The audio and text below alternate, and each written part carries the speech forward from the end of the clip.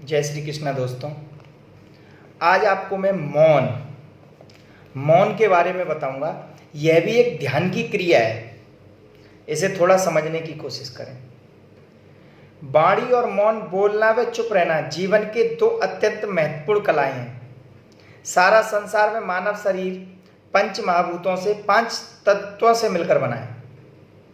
पृथ्वी, जल, अग्नि, वायु व आकाश। सृष्टि में आकाश तत्व ही सबसे बृहद तत्व है, बाकी के चारों तत्व इसी में समाते हैं।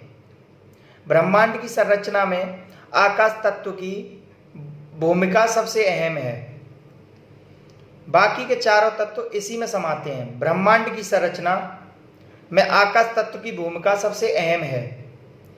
आकाश का गुण है शब्द, संभवत इसलिए सृष्टि की उत्पत्ति शब्द अर्थात ध्वनि से बतलाई गई है।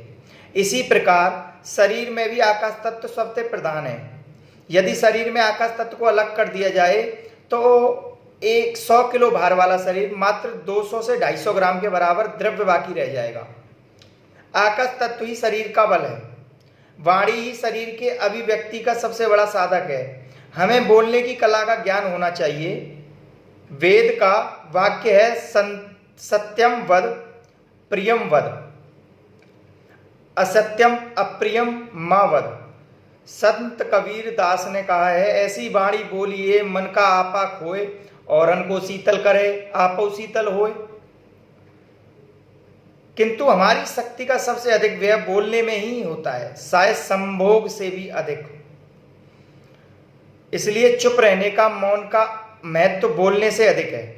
मौन से हमारी शक्ति व समय दोनों की बचत होती है।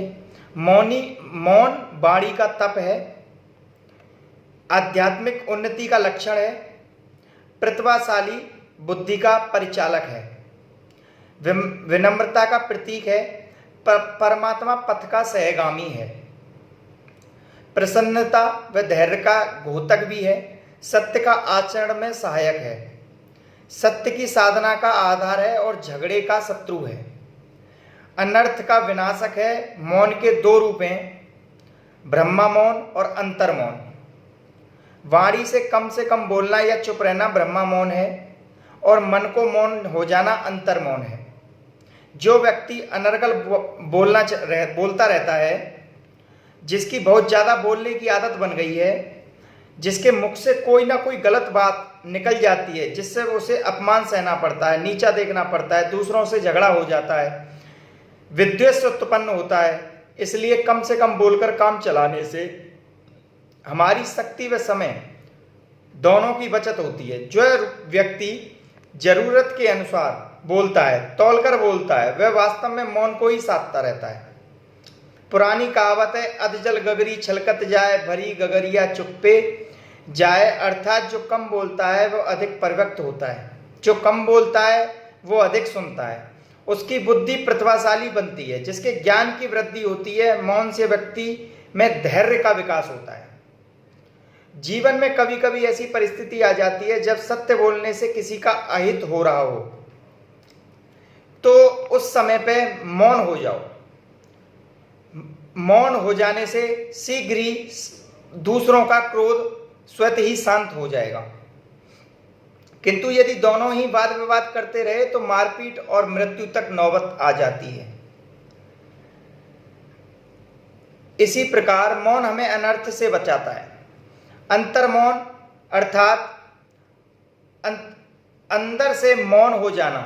शास्त्र में लिखा है, मन एवं मनुष्याणा कारणम बंध मोक्षो। अर्थात मन ही मानव के बंधन और मुक्ति का कारण है। मन ही हमारे सुख दुख का हेतु है। मन अत्यंत चंचल है। मन रात दिन भड़बड़ करता रहता है। मन को शांत करने के लिए संसार में अनेक प्रकार के साधनाएं विकसित हुई हैं। ब्रह्मा मौन का अभ्यास करते करते धीरे धीरे हमारा मन भी शांत होने लगता है। इसकी कामनाएं, इच्छाएं घटने लगती हैं। इसकी दिन रात की उठापटक, इसकी सांसारिक विषयों में रमण कम होने लगता है। अंततः एक दिन यह कामहीन हो जाता है। तब हमें आत्मानंद की अनुभूति हो जाती है। हमारा जीवन धन्य हो जाता है। मौन की साधना करते करते हमारी वाणी को इतना बल आ जाता है कि प्रकृति भी व्यक्ति के अनुसरण करने लग जाती है।